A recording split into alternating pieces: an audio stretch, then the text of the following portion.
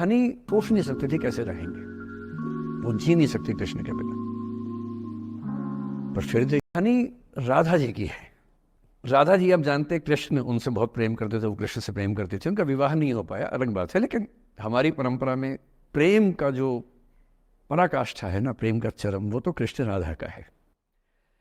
मतलब राधा कृष्ण का प्रेम एक खास किस्म का प्रेम है, जहां विवाह के बंधन के न होने पर भी प्रेम का चरम रूप होता है। राम और सीता का प्रेम गार्हस्थ्यिक प्रेम का चरम रूप है। कि पति पत्नी का प्रेम कितना शानदार हो सकता है, वो देखना हो तो राम सीता का प्रेम देखिए, विशेष रूप से तुलसीदास जी के यहाँ देखिए। और वैसे जो प्रेम होता है वो देखना हो तो राधा कृष्ण का प्रेम देखिए। पर इंटरेस्टिंग है, ये सारे जो हमारे धर्म के चरित्र हैं, ये समय के साथ चेंज होते गए हैं।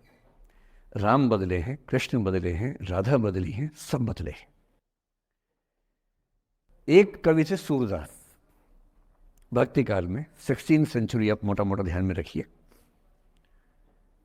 कृष्ण को, आपने वो कहानी सुनी होगी, कृष्ण तो अपने घर में थे, कंस को मारने के लिए वो पैदा हुए थे। कंस को पता लगा तो कंस ने अपने एक सहयोगी अक्रूर, जो कि श्वफल्क के पुत्र थे, उनसे कहा कि जाओ और कृष्ण को लेके आओ, यही मारेंगे। उसको पता नहीं था क्या होगा बाद में। आदमी कॉन्फिडेंस में ऐसी गलतियां करता ही है, तो वो सुपर कॉन्फिडेंट था, बुलवाया कृष्ण को। कृष्ण तो इसी काम के लिए आए थे, समझ गए कि बुलावा आ गया है, अब इससे काम निपटाना है, चलते हैं। राधा और गोपियां कृष्ण के बिना रह नहीं सकती थी। सुपर इमोशनल विमेन, ऐसा मानते हैं कि वो महिलाएं, राधा तो छोटी थी, बाकी महिलाएं गोपियां उनसे काफी बड़ी उम्र की थी, इतनी इमोशनल थी कृष्ण को लेकर कि कृष्ण के बिना वो सोच नहीं सकती थी कैसे रहेंगे।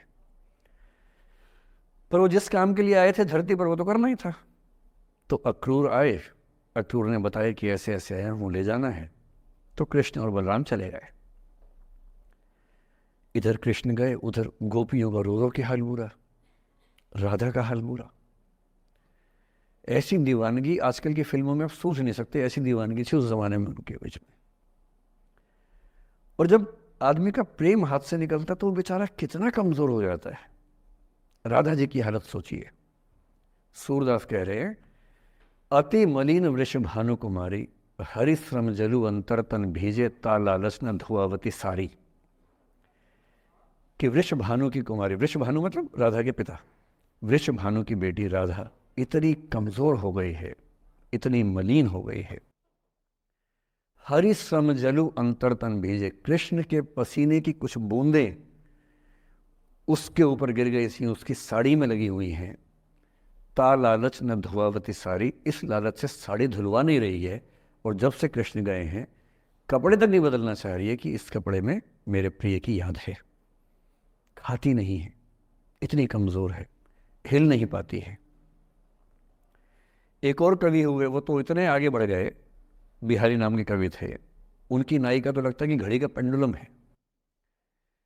सांस लेती है तो 4-5 कदम 6-7 कदम पीछे चली जाती है, सांस छोड़ती है तो आगे आ जाती है। सांस की हवा से ऐसा हो रहा है। इत आवत चली जात उत चली 6-7 अखात, चढ़ी हिंडोरे सी रही लगी उसासनी साथ। कि इधर आती है उधर जाती है, 6-7 हाथ इधर 6-7 हाथ उधर, सांस लेती है तो यहाँ, छोड़ती है तो वहाँ, जैसे झूला झूल रही हो। पर ये रीतिकाल के कवि हैं, उनका अलग टेस्ट है, हम सूरदास पे बात कर रहे हैं। राजा इतनी परेशान है। अच्छा, जब आदमी परेशान होता है ना, जब उसका ब्रेकअप टाइप का होता है कि कोई गया है वापस ही नहीं आ रहा, कृष्ण ने कहा था कि बस जा रहा हूँ, काम निपटा के आता हूँ। उनके मन में था क्या काम निपटाना है, काम निपटा भी दिया। अब कंस के बाद सवाल है कि मथुरा का साम्राज्य कौन संभाले। उसको एक स्ट्रक्चर बनाने के लिए कृष्ण को लगा कि मुझे यहाँ रह के सिस्टम को ठीक करना चाहिए, उसके बाद लौटना चाहिए। तो वो रुक गए वहां पर, राज्य का काम भी तो करना ही था। पर प्रेमी व्यक्ति को सब समझ नहीं आया, तो उसको लगता कि नहीं मेरे पास आओ, बाकी सब बेकार की बातें हैं, मेरे पास आओ। कृष्ण आ नहीं रहे। यमुना के इधर कृष्ण है, यमुना के इधर गोपियां हैं, पर आत्मसम्मान भी तो है। एक आलोचक ने कहा कि नाव में बैठ के जब चली जाती। आत्मसम्मान होता है प्रेम में, कि मैं क्यों जाऊं, बिना बताए क्यों चले गए, बता के जाते।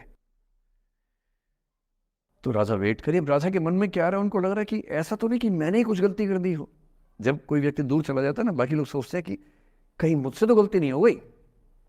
और राधा अपनी एक सहेली से बोल रही, गोपी से, मेरे मन इतनी सूल रही, एक दिवस मेरे गृह आए मैं ही मस्ती दही, देखी तिन्हें हों मान कियो सो हरि गुसा गही।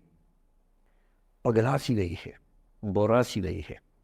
सहेली से क्या बोल रही है, हे सहेली, मुझे पता है क्या लग रहा है, मुझे लगता है कि मुझसे ही गलती हुई है। उसने पूछा क्या गलती हुई है? कह रही है कि एक दिन क्या हुआ, कृष्ण भगवान मेरे पास आए थे, मैं उस समय दही मथ रही थी।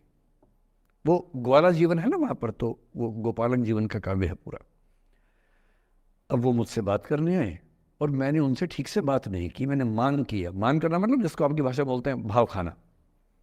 मैंने उनसे ठीक से बात नहीं की, मुझे लगता है वो नाराज़ हो गए, इसी नाराज़गी से लौट नहीं रहे हैं।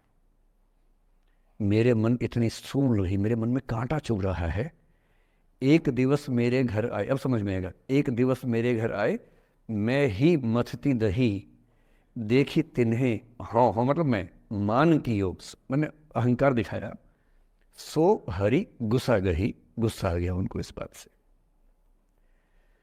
सूरदास की राधा मुक्त नहीं हो पा रही, लेट गो नहीं कर पा रही, वो जी नहीं सकती कृष्ण के बिना।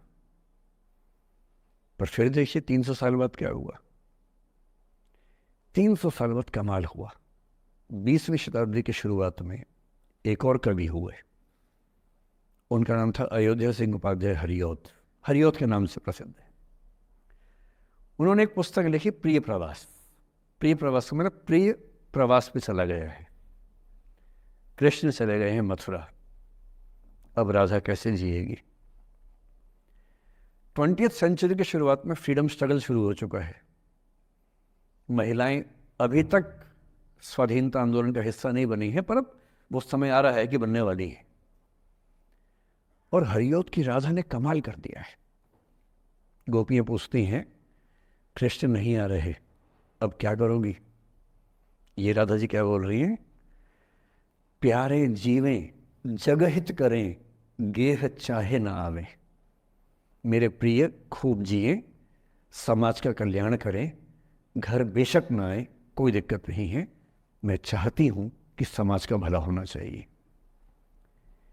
ये वो बिंदु है जहां राधा यशोधरा बन जाती है, मैथिली शरणगुप्त की यशोधरा।